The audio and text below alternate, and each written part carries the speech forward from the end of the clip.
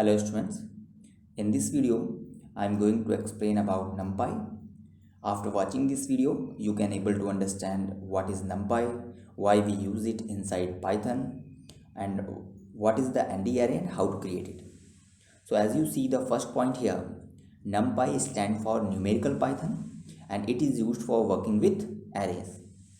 In Python, lists serve the purpose of array but they are very slow to process.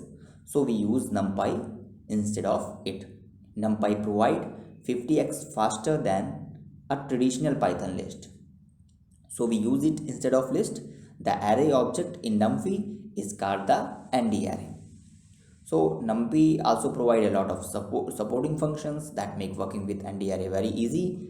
So now the question is how to import in our program. So as you see the examples here, we can import it with these two methods. First we can type the import keyword and after that the library name or the module name. And in the second example you can see that we import the package Numpy as a alias name. So alias name is an alternate name for referring to the same thing, so we can use it this alias name also. So as you see in the first example, first we type the module name and this array method is used to create the array inside the Numpy. Inside the parentheses of this array method, pass the list, pass the tuple, or we can pass the dictionary also. So by using it we can create it, and after that in last one the print command is used. Inside the print command variable is passed which holds the array.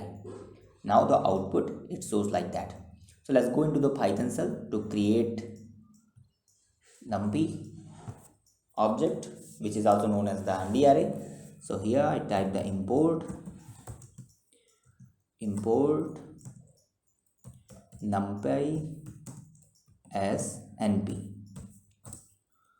So I use the here np alias name. It will take some time to importing the Numpy. So after importing it,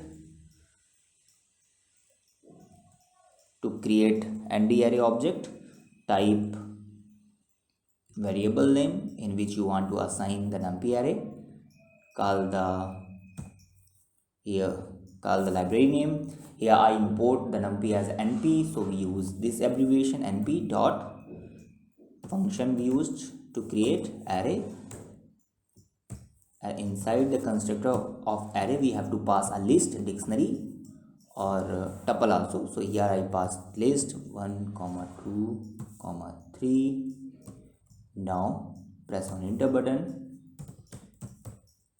The array is created. Now to see the result, type the variable in which Ndarray is stored and press on enter button and see the result.